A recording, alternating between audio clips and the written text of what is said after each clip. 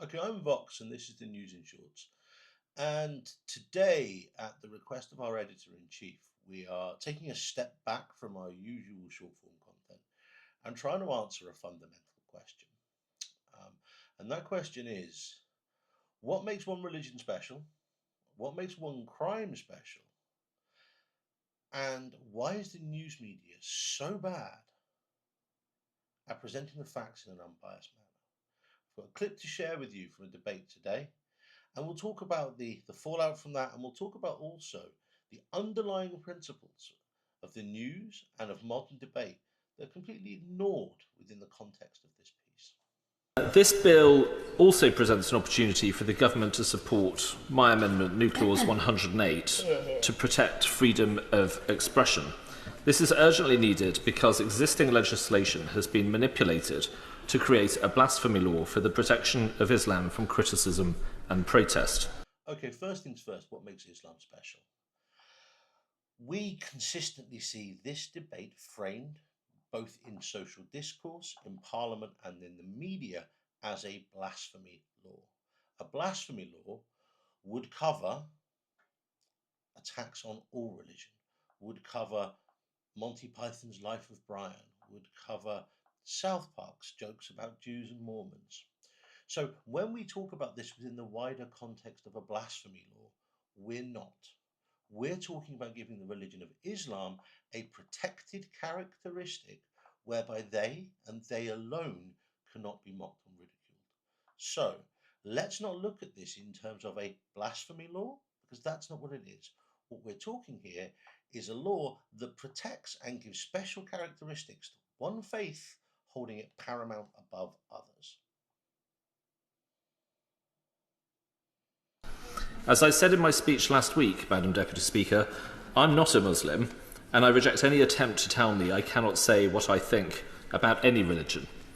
No ideas or beliefs should be above criticism or scrutiny.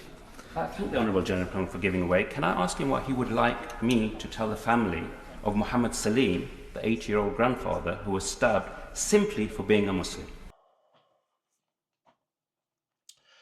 And there's the rub. And this question, what should we say to the family of that person who was stabbed just because he's a Muslim, is the underlying rot that's behind all of these questions. The underlying rot that is destroying modern discourse, destroying intelligent debate, and ruining the modern press media. The simple answer, the trite answer, the answer that you would get if you asked someone on the right would be this. You can say to him exactly what you can say to the parents of those poor abused girls in Rotherham who were targeted because they weren't Muslims. Let that sink in for a second.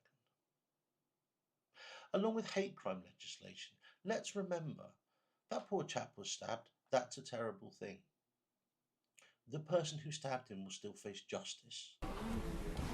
That was obviously an appalling crime, and I remember it very well, but I don't think that has anything to do with what I'm saying right now in this debate. And look, in a free society, in a pluralistic society, we have to be free to criticise ideas. There are laws to protect people, but we cannot have laws that protect ideas from scrutiny or criticism. But Islamophobia, as I was saying, is a made-up and nonsensical concept that aligns protection of individuals from hatred with the protection of ideas and beliefs, and is therefore, in my view, completely unacceptable in principle. And there we have it, to paraphrase Fight Club.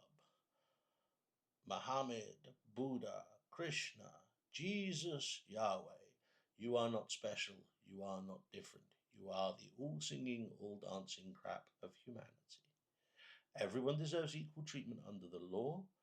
And let's be frank, if your religion doesn't or can't withstand a little criticism, maybe you need to focus more on your faith rather than the people doing the talking. We should all be treated equal. Justice should be blind. I've been Vox Populus. This has been the News in Shorts.